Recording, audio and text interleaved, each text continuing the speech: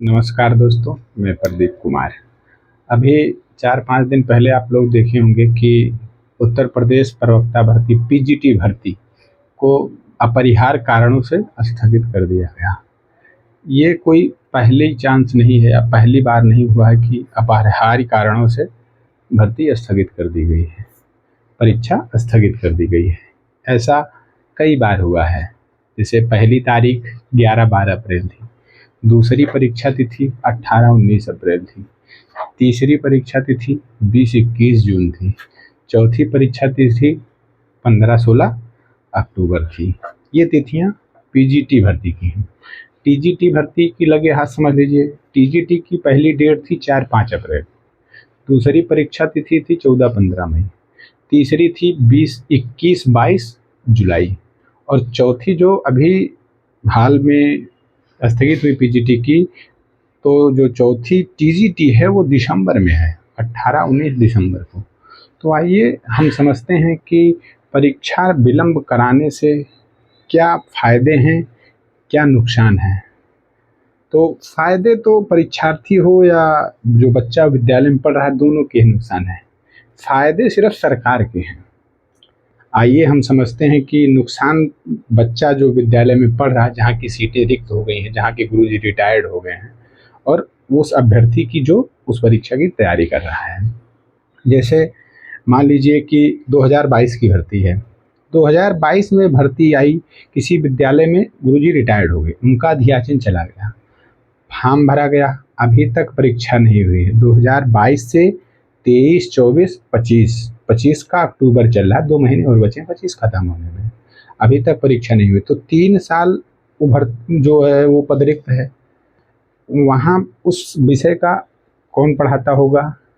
पहला प्रश्न यही है कि उस विषय का उस विद्यालय में अध्यापन कौन कराता होगा, पहला चीज़।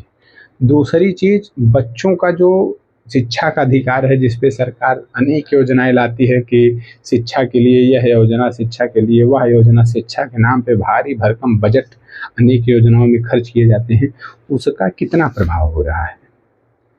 दूसरी चीज़ है ये कि जो युवा तैयारी कर रहा है, उसको आप हम समझिए कि जैसे मान लीजिए फॉर्म पड़ गया 2022 में, अभी तक 3 साल होने वाले हैं, अभी तक परीक्षा की तिथि बस अपरिहार्य कारणों से, अपरिहार्य कारणों से, अपरिहार्य कारणों से डेट पे डेट दी जा रही है। अभी तक नए आयोग के द्वारा सिर्फ एक भर्ती हुई है, विज्ञापन 51 के असिस्टेंट प्रोफेसर की। उस भर्ती में भी बार बार विवाद उठे हैं, जैसे सिलेबस के अनुसार प्रश्न पत्र ना बनाना, उत्तर कुंजी पे आपत्ति ली जाना और अंतिम उत्तर कुंजी ना जारी की जाना, 35 प्रश्न जो आपका सिलेबस है उससे इतर आना, ऐसे तमाम से प्रश्न हैं जिसका कि प्रतियोगी छात्रों ने हाई कोर्ट में, इलाहाबाद में रिट दायर किए चल रहा है। अब सोचिए युवा पे क्या बीतती होगी। आप समझिए, युवा 3 साल से तैयारी कर रहा है, उसको डेट पे डेट दी जा रही है। इससे ये मतलब नहीं है कि सरकार परीक्षा नहीं कराना चाहती है। सरकार के 2 मंशे हैं, एक तो वह आपका मनोबल कम करना चाहती है और दूसरा अपने बच्चों का लाइफ सिक्योर करना चाहती है, उनका करियर सिक्योर करना चाहती है। ये मैं क्या कह रहा हूँ, मैं इसको एक्सप्लेन करके बताता हूँ। जैसे तिथि पे तिथि जा रही है, तो जो मध्यम वर्ग परिवार का बच्चा है या मध्यम परिवार नहीं, उसकी आर्थिक स्थिति ठीक है, कोई भी हो, 4-5 बार परीक्षा जब हट जाती है तो बच्चे का रुझान उस तरफ कम हो जाता है। जैसे आप समीक्षा अधिकारी में देखे होंगे, लगभग 13 लाख फॉर्म पड़े थे और 48% बच्चों ने फॉर्म दिया था। जो पेपर दिया है 48%, इसका मतलब क्या है कि लगभग 1.5 साल बाद परीक्षा हुई, पेपर आउट हुआ, परीक्षा निरस्त हुई, पुनर्परीक्षा में 1.5 वर्ष का समय लग गया। तो इससे उसके प्रति रुझान कम हो गई। वही चीज़ यहाँ है कि बच्चों का रुझान जो है वो कम हो जाएगा उसके प्रति। अच्छा, जो मान लीजिए 3 साल में भर्तियां हो रही हैं, इसमें टीचर की जो और रिक्तियां, जैसे मान लीजिए 22 में अध्याचन जो उसके पहले का था रिक्त था, हो गया, तो जो 22 से 25-26 तक पद रिक्त हो रहे हैं, उस पद को भी नहीं ऐड किया जा रहा है। मतलब जो पद विज्ञापन में थे उतने में ही भर्ती हो रही है। और क्या होता है, इसके बाद जो अब इसका विज्ञापन कब आएगा पता नहीं। तो अभ्यर्थियों के मन में स्थिति बनी है कि पद बढ़ेगा कि नहीं बढ़ेगा, पद घटेगा कि नहीं घटेगा, ऐसी तमाम चीज़ें हैं। अब इससे नेताजी के बच्चों का करियर कैसे, आप जो हो जाएंगे, जैसे आप हतोत्साहित हो जाएंगे तो धीरे धीरे आपकी शिक्षा से विमुख होते जाएंगे। जब आप शिक्षा से दूर होते जाएंगे तो क्या होगा कि आपको रैली में, नेताजी को रैली के लिए लोग मिलने लगेंगे। आप अक्सर देखते होंगे कि 300, 400, 500 में लोग रैलियों में जाते हैं। और हमको सपना दिखाया जा रहा है 2047 का विकसित भारत। सोचिए, जब शिक्षा में अध्यापक नहीं रहेंगे, बच्चा पढ़ेगा नहीं और कुछ करेगा नहीं, तो विकसित कैसे होगा। और समझिए, अब नेताजी के बच्चों का भविष्य कैसे है।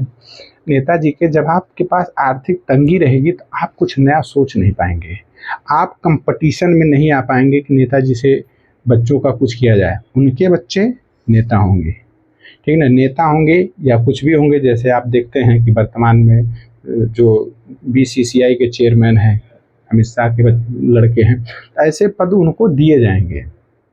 समझ रहे हैं आप। और एक छोटा सा आप उदाहरण देख लीजिए कि प्रदेश में संविदा या जैसे आउटसोर्सिंग गाड़ियां रखी जा रही हैं, चाहे वो शिक्षा व्यवस्था हो, चाहे वह स्वास्थ्य हो, चाहे वह पुलिस हो, चाहे वह जिला कार्यालय हो, जिला कलेक्ट्रेट हो, सभी जगह आप देखिए कि वहाँ किन की गाड़ियाँ लगी हैं। वहाँ उन्हीं लोगों की गाड़ियाँ लगी हैं जो आर्थिक रूप से सक्षम हैं। जब आर्थिक रूप से आप सक्षम नहीं रहेंगे तो आप ऐसे कुछ रोजगार नहीं कर सकते हैं। ये चीज़ें हो गई। तो इसका दो कारण है परीक्षा स्थगित करने का। एक तो अपने बच्चों का करियर सुरक्षित करना, और दूसरा कि जो युवा वर्ग पढ़ रहा है उसको हतोत्साहित करना। हतोत्साहित करेंगे तो पढ़ाई से वो विमुख होते जाएंगे, फिर वो धीरे धीरे कुछ जैसे समाज में बहुत से अनैतिक कार्य करने लगेंगे, तो उससे क्या होगा कि फिर और चीज़ें व्याप्त हो जाएंगी। और एक तीसरा सबसे बड़ा कारण हम आपको बताएं कि जैसे मान लीजिए 13,79,80,000 फॉर्म पड़े हैं टीजीटी के और पीजीटी के भी, तो हम टोटल ले ले रहे हैं कि लगभग टीजीटी पीजीटी 2022 में मिला के 15 लाख फॉर्म पड़े हैं। अगर एक बच्चा एक दिन में 1 रुपये जीएसटी दे रहा है, समझिएगा आप हमारी बात को कि सरकार कैसे कमाती है, इसी का हम थोड़ा सा उजागर करना चाहेंगे। एक बच्चा एक दिन में 1 रुपये जीएसटी अगर दे रहा है, जीएसटी पे क्यों हम बात कर रहे हैं, क्योंकि किताब पे जीएसटी, कापी पे जीएसटी, पेट्रोल पे नहीं जीएसटी नहीं है, लेकिन जैसे पेट्रोल जो से आयात, जैसे जो यातायात होता है उस पर आपको दे रहे हैं, तो जीएसटी हर जगह है। सब्जी, तेल, नून, मसाला, सभी जगह से आप जीएसटी दे रहे हैं। तो हम एक छोटा सा अनुमान मान ले रहे हैं कि 1 रुपये एक दिन में एक बच्चा जीएसटी दे रहा, प्रतियोगी परीक्षा का तैयारी करने वाला, तो लगभग एक दिन के 15 लाख रुपए सरकार के खाते में जा रहे हैं। कितने? 15 लाख। 30 दिन का कितना हो गया? लगभग 4.5 करोड़ रुपए। और अगर 30 को 4.5 करोड़ रुपए को 12 से गुणा करेंगे तो 56 करोड़ रुपए कितना हो गया? 1 साल का। जो सरकार मतलब अप्रत्यक्ष तरीके से भर्ती निरस्त कराने के पीछे से जो मुनाफा कमा रही है, उसका रोजगार चल रहा है 56 करोड़ रुपए सालीना। इसके बाद और समझिए, 56 करोड़ रुपए ये हो गया, और जो 3 साल का वेतन नहीं देना पड़ा उतने पद का, मान लीजिए एक टीचर की तनख्वाह 50,000 हम जो ले रहे हैं तो साल का उसका 6 लाख हो गया। अब सोच लीजिए कि यह जो एक टीचर का अगर 6 लाख हो गया, अगर मान लीजिए 1000 टीचर हैं तो कितना हो गया, अगर मान लीजिए 4000 पद हैं तो कितना हो गया। तो यहाँ से सरकार कमा रही है, तो सरकार के यहाँ मुनाफा ही मुनाफा है। अच्छा, सरकार आपको शिक्षा, जो बच्चे हैं उनका राइट टू एजुकेशन का हनन हो रहा है। भाई आप पढ़ा नहीं रहे हैं और राइट टू एजुकेशन कह रहे हैं, तो वो हनन हो रहा है। अभ्यर्थी का आर्थिक रूप से प्रताड़ना हो रही है, मानसिक रूप से प्रताड़ना हो रही है, समाज का दबाव बढ़ रहा है उस पर, परिवार का दबाव बढ़ रहा है। जो समाज परिवार के साथ साथ उसकी उम्र बढ़ रही है। और सरकार को क्या हो रहा है, सरकार परीक्षा से फार्म से रुपए कमा रही है, फिर परीक्षा विलंब करा के भी रुपए कमा रही है।